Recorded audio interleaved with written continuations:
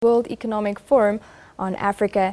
Liabo interviewed South African Minister of Trade and Industry and asked him for his thoughts on South Africa dropping to third places as Africa's largest economy. I think that these rankings have got nothing much to do with who's performing well and who's performing badly in that respect relative. What we've got is we've got an overall improvement in performance on the African continent.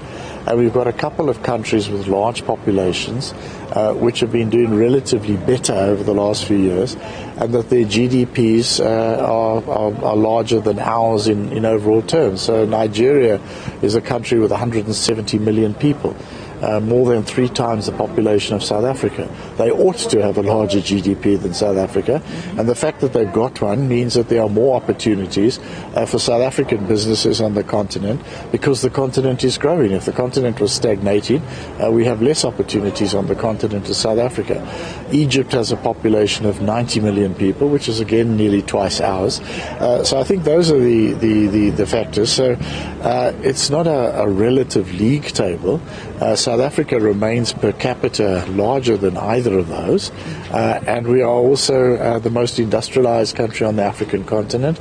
We have an infrastructure in place which is much more developed than elsewhere on the continent. We have business systems in place, and we have businesses that are interacting with the rest of the continent.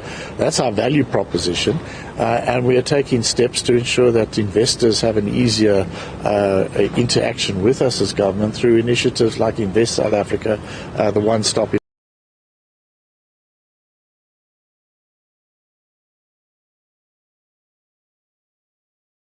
investment facility. Through the work with business and government, the partnership that was forged there, that was taken note of, and that was a significant factor.